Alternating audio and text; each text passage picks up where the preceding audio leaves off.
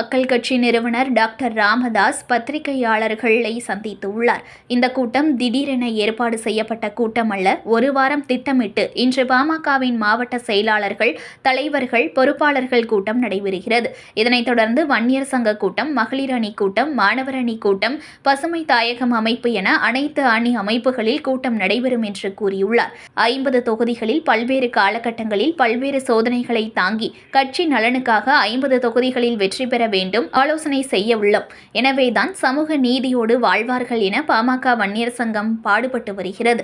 பிரம்மாண்ட மாநாட்டை கூட்டினோம். 10 லட்சம் பேர் கலந்து கொண்டனர். அதன் தொடர்ச்சியாக எப்படி வேலை செய்ய வேண்டும், 50 தொகுதிகளில் படுத்துக்கொண்டு வெற்றி பெறும் வித்தையை அறிவுரை வழங்கியுள்ளேன். நிர்வாகிகள் செல்லும் யோசனையை நானும் கேட்கிறேன். யோசனையை பரிமாறிக்கொள்ள கூட்டத்தை கூட்டியுள்ளேன். 45 ஆண்டு ஊடக ஆதரவு அளித்து வருகிறார்கள். நிர்வாகிகளை உற்சாகப்படுத்த வரவழைத்துள்ளேன். செயல் தலைவர் அன்புமணி ராமதாஸ் கூட்டத்திற்கான அழைப்பு விடுக்கப்பட்ட பதிவை பகிர்ந்திருப்பார்.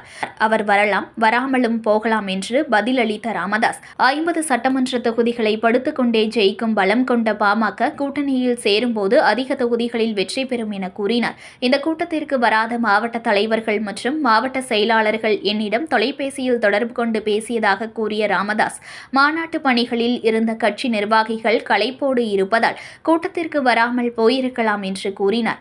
மாநாட்டில் அன்புமணியை பாராட்டவில்லை என்ற பத்திரிகையாளர் கேள்வி ஒன்றிற்கு பதிலளித்த ராமதாஸ், மாநாட்டு பணிகளில் சிறப்பாக பணியாற்றியவர்கள் அனைவரையும் பாராட்டிய நான் அன்புமணி ராமதாஸ் பெயரையும் கூறினேன் என்று தெரிவித்தார். இதேபோன்று கட்சியின் நிர்வாகிகள் யாரையும் கட்சி பதவியிலிருந்து எடுக்க வேண்டிய அவசியம் இல்லை என்றும் அவர்கள் விருப்பப்பட்டால் கட்சி பதவியிலிருந்து வெளியேறலாம் என்று கூறினார். மேலும் பேசிய அவர், கட்சிக்குள் அப்பா மகன் என்ற கோஷ்டி பிரச்சனை ஏதும் இல்லை.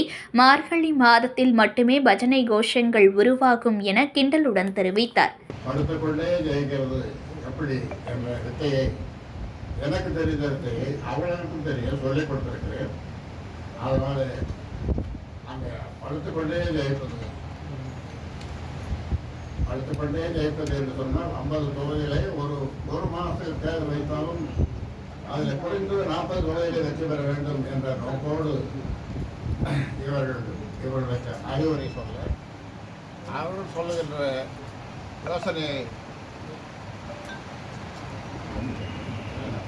சொல்லுகின்ற யோசனையை நான் கேட்க, அதை இருவரும் 50 தொகுதிகளை வெற்றி பெறுவது எப்படி உழைப்பது என்பதை பற்றி யோசனைகளை பரிமாறிக்கொள்வதற்காக இந்த கூட்டத்தை கூட்டியிருக்கிறேன்.